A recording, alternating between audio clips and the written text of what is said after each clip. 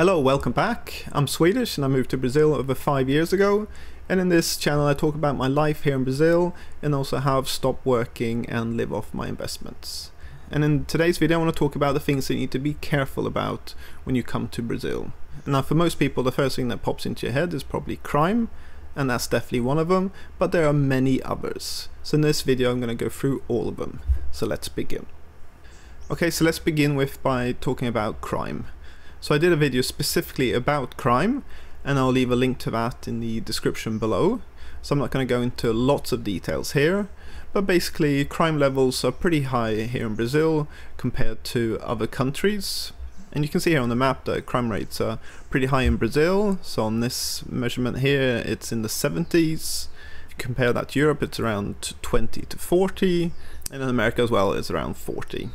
Now this measures all types of crime, from small to really serious crime. This is just to kind of give you a feel that yes, crime is pretty high in Brazil, but it really does depend on where you're living in Brazil, because Brazil is a massive country, and yes, if you live in the big cities then in general crime will be pretty high, but if you live out in the countryside then crime can be very low.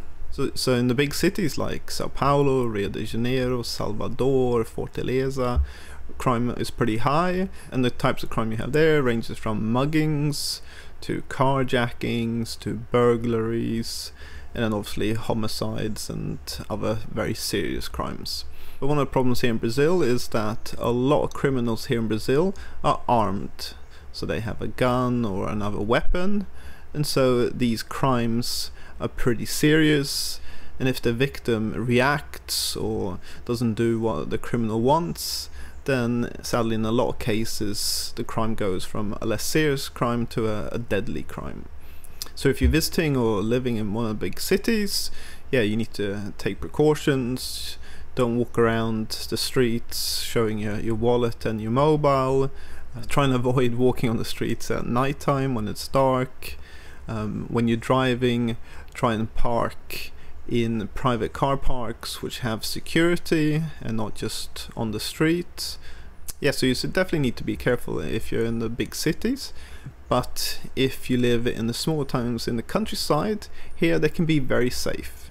So I live in a small town in the countryside in the south of Brazil, and in my town it's just as safe as any town in Sweden. Very little crime, there's no muggings, no carjackings, no homicides or anything like that.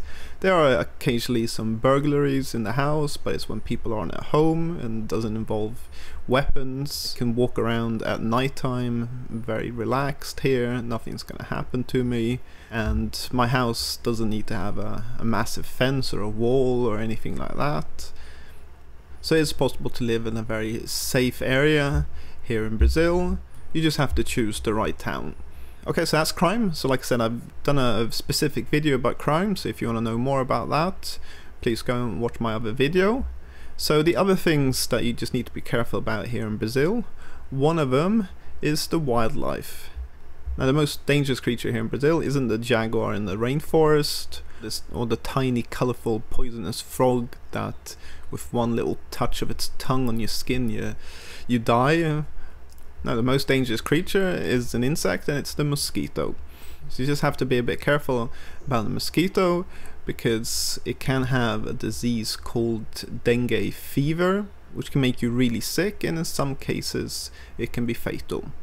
So I just googled it, and it said that 1.5 million cases of dengue fever last year in Brazil, and over 1,000 people died last year from it.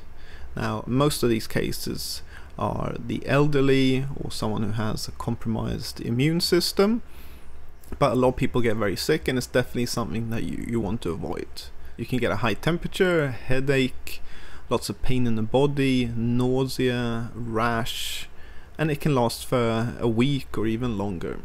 Now I've never caught it, but I know people who have, and they say that it kind of knocks them out for a whole week, and they stay a whole week in bed feeling very, very bad. Now there's no vaccine against dengue fever yet. I think they're working on one, but at the moment there's nothing.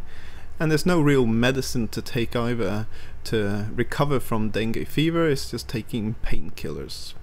So the precautions to take against this is to wear lots of mosquito repellent when you go out, and also to have mosquito nets on windows and doors.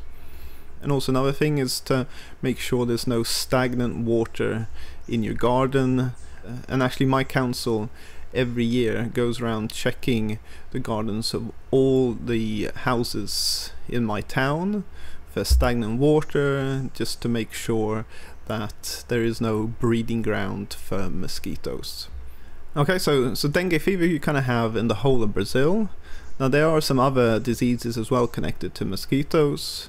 So there's malaria, but that is very isolated to kind of the Amazon rainforest, very few cases. So that isn't really talked about here in Brazil. The other one is yellow fever.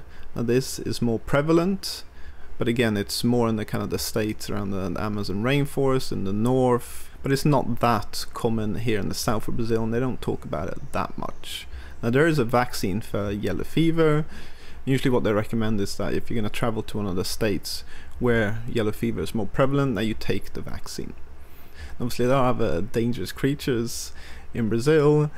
Now a lot of them are kind of just located kind of in the Amazon rainforest, that kind of area.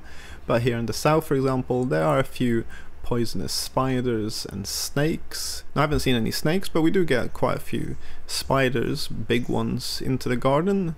But usually I just trap them in a box and then release them into the forest. So I've had no issues with, you know, getting bitten by any spiders or anything. And actually one other animal which looks very scary, but I've not had any problems with it, are these massive lizards. They're just walking around everywhere in my town. So they're called teu, or tegu in English. And they're pretty big. They can span over a meter long, and they've got big mouths and big jaws.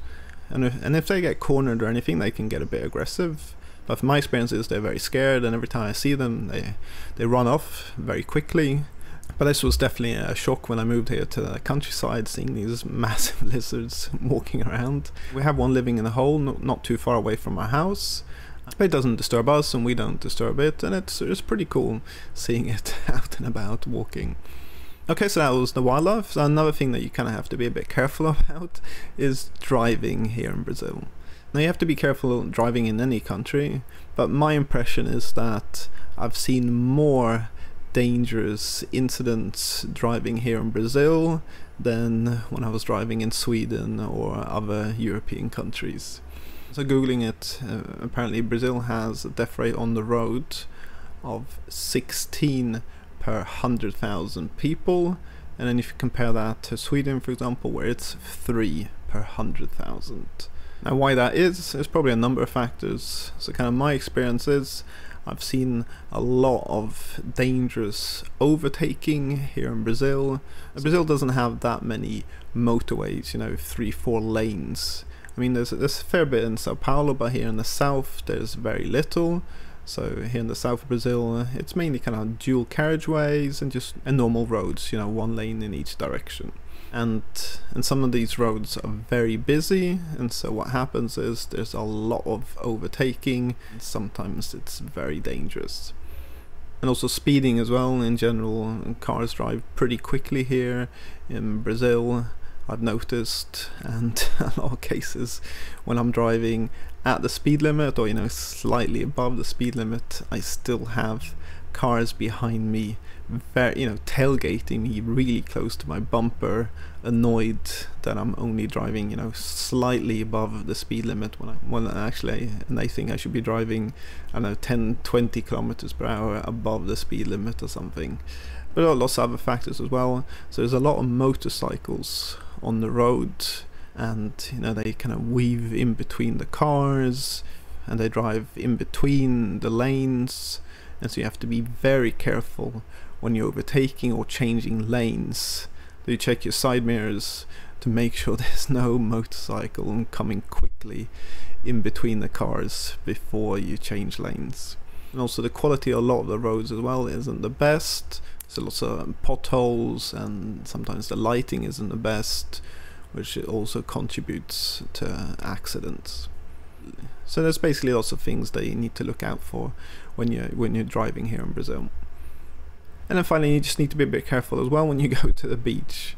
So the sea can have very strong currents, and people who aren't used to it, they kind of swim out too far, and then the current just pulls them out further into the sea.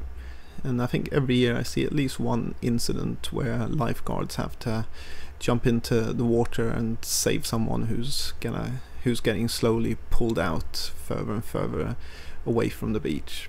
So it's definitely something you need to bear in mind when you go to the beach. And then just googling it, it says that over 5,000 people each year die from drowning in Brazil. And obviously that includes, swimming in rivers and swimming pools and everything, but it's a fairly high number.